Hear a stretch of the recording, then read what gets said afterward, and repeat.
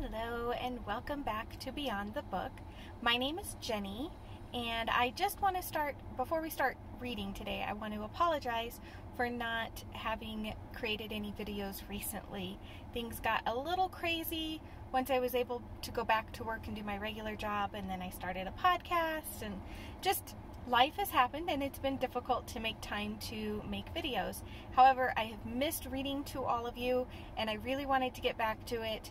So I decided these videos won't be quite as polished and edited as the previous ones, but they will still be me reading to you and hopefully you guys getting the enjoyment of hearing some of these classic stories that I love so much and that I know several of you love. And I know several of you have asked me to come back and read, and so I am trying to do that for you. So while these videos will most likely be filmed in my car when I'm taking my lunch break for work, or in this case, I'm done with my work stuff for today, so I'm sitting in my car where I can get good light and it's quiet, and I just have a place where I can do it real quick. I will go ahead and continue to read Anne of Green Gables for you, and then of course we can move on to other books once we're done with this particular one. The other reason I can do it this way is then hopefully I can do a chapter a day for you, so I can read it, get a video uploaded every night, and every day there'll be a new chapter for you to follow along with. So if you are new to Beyond the Book, welcome. You might want to go back to the very first video and start at chapter 1, although if you've read Anne of Green Gables before and you don't mind starting in the middle of the book, join us today. We're happy to have you. The one other thing I won't be doing that we were doing in previous videos is, and because I'm doing it this way and the less polished way, is I won't be including so many activities to do afterwards. If I think of something on the spot that I can have you do to incorporate into your day, that's an activity that ties into the book, I'll mention it. Otherwise, we're just going to have fun reading, which that's what it's all about, right? Reading is fun. So we are going to pick up where we left off with Anne of Green Gables by L.M. Montgomery, and I believe we left off at chapter 12. A Solemn Vow and Promise. It was not until the next Friday that Marilla heard the story of the flower-wreathed hat. She came home from Mrs. Lynde's and called Anne to account. Anne, Mrs. Rachel says you went to church last Sunday with your hat rigged out ridiculous with roses and buttercups. What on earth put you up to such a caper? A pretty-looking object you must have been. Oh, I know pink and yellow aren't becoming to me, began Anne. Becoming fiddlesticks! It was putting flowers on your hat at all, no matter what color they were. That was ridiculous. You are the most aggravating child. I don't see why it's any more ridiculous to wear flowers on your hat than on your dress, protested Anne. Lots of little girls there had bouquets pinned on their dresses. What's the difference? Marilla was not to be drawn from the safe concrete into dubious paths of the abstract. Don't answer me back like that, Anne. It was very silly of you to do such a thing.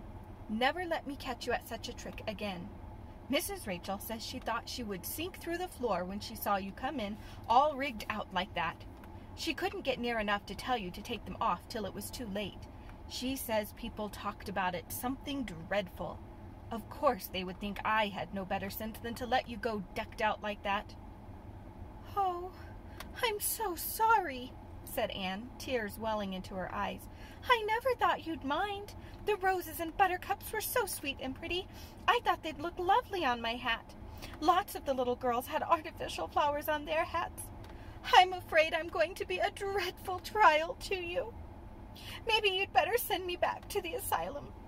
That would be terrible. I don't think I could endure it. Most likely I would go into consumption. I'm so thin as it is, you see. But that would be better than being a trial to you. Nonsense, said Marilla, vexed at herself for having made the child cry. I don't want to send you back to the asylum, I'm sure. All I want is that you should behave like other little girls and not make yourself ridiculous. Don't cry any more. I've got some news for you. Diana Barry came home this afternoon. I'm going up to see if I can borrow a skirt pattern from Mrs. Barry, and if you like, you can come with me and get acquainted with Diana. Anne rose to her feet with clasped hands, the tears still glistening on her cheeks. The dish towel she had been hemming slipped unheeded to the floor. "Oh, Marilla, I'm frightened. Now that it has come, I'm actually frightened.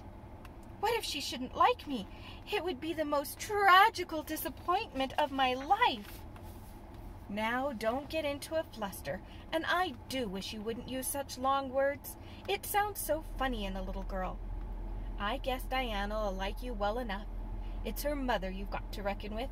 If she doesn't like you, it won't matter how much Diana does.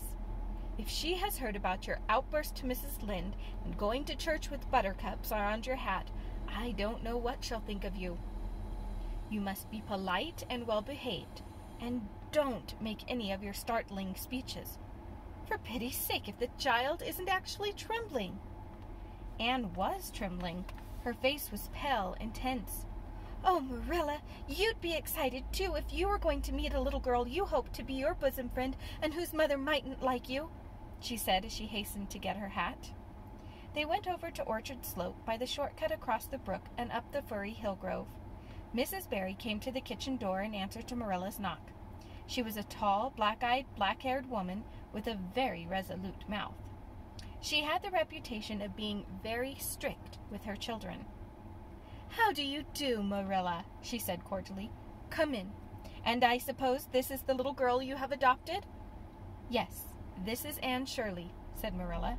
"Spelled with an E," gasped Anne, who, tremulous and excited as she was determined there should be no misunderstanding on that important point. Mrs. Barry, not hearing or not comprehending, merely shook hands and said kindly, "How are you?" "I am well in body, although considerably rumpled up in spirit, thank you, ma'am," said Anne gravely. Then aside to Marilla in an audible whisper, "There wasn't anything startling in that, was there, Marilla?" Diana was sitting on the sofa reading a book which she dropped when the callers entered. She was a very pretty little girl, with her mother's black eyes and hair and rosy cheeks, and the merry expression which she had inherited from her father. "This is my little girl Diana," said Mrs. Barry. "Diana, you might take Anne out into the garden and show her your flowers. It will be better for you than straining your eyes over that book. She reads entirely too much," this to Marilla as the little girls went out, "and I can't prevent her, for her father aids and abets her. She's always poring over a book. I'm glad she has the prospect of a playmate. Perhaps it will take her more out of doors."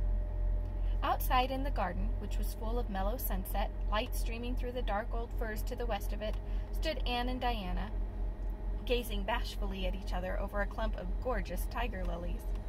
The Barry garden was a bowery wilderness of flowers, which would have delighted Anne's heart at any time less fraught with destiny.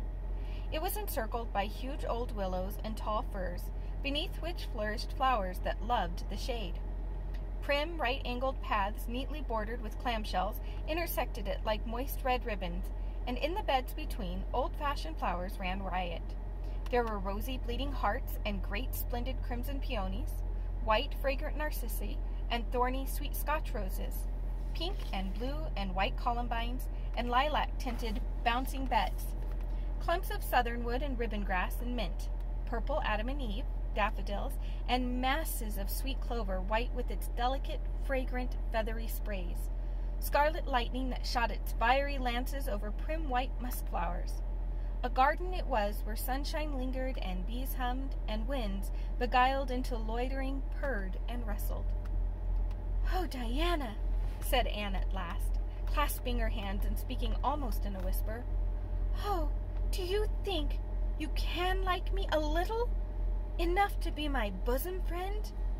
Diana laughed. Diana always laughed before she spoke. "Why, I guess so," she said frankly. "I'm awfully glad you've come to live at Green Gables. It will be jolly to have somebody to play with. There isn't any other girl who lives near enough to play with, and I've no sisters big enough." "Will you swear to be my friend forever and ever?" demanded Anne eagerly. Diana looked shocked.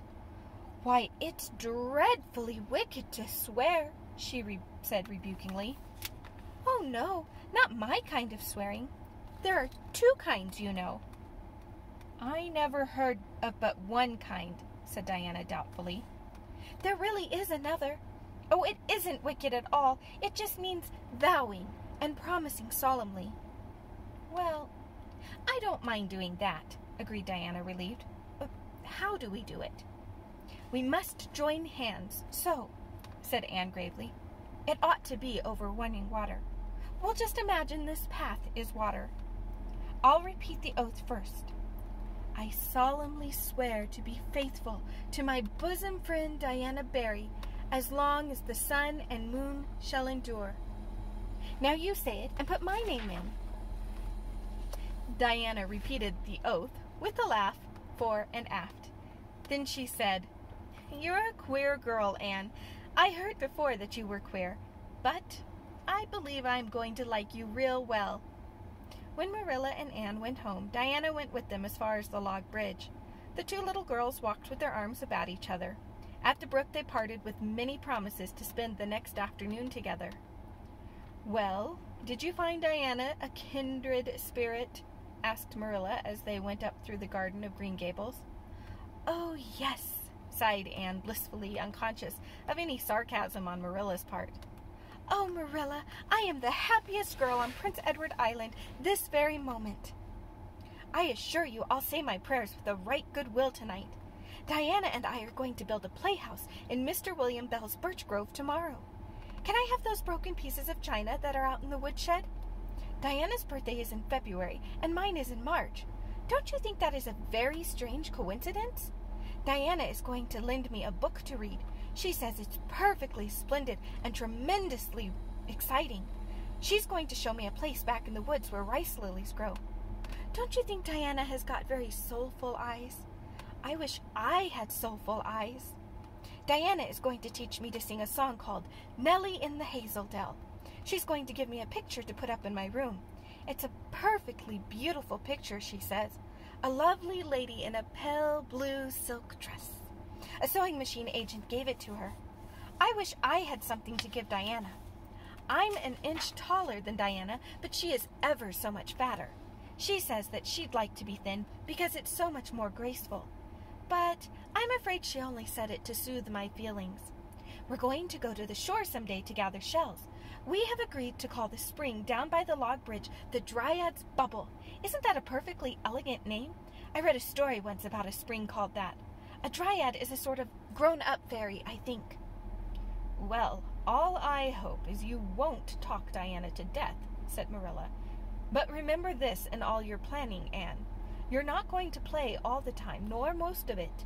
You'll have your work to do, and it'll have to be done first. Anne's cup of happiness was full, and Matthew caused it to overflow. He had just got home from a trip to the store at Carmody, and he sheepishly produced a small parcel from his pocket and handed it to Anne, with a deprecatory look at Marilla. I heard you say you liked chocolate sweeties, so I got you some, he said. Sniffed Marilla. It'll ruin her teeth and stomach. There, there, child, don't look so dismal. You can eat those since Matthew has gone and got them. He'd better have brought you peppermints. They're wholesomer. Don't sicken yourself eating them all at once now. Oh, no, indeed I won't, said Anne eagerly. I'll just eat one tonight, Marilla. And I can give Diana half of them, can't I? The other half will taste twice as sweet to me if I give her some. It's delightful to think I have something to give her. I will say it for the child, said Marilla when Anne had gone to her gable. She isn't stingy. I'm glad, for of all faults I detest stinginess in a child. Dear me, it's only 3 weeks since she came, and it seems as if she'd been here always. I can't imagine the place without her.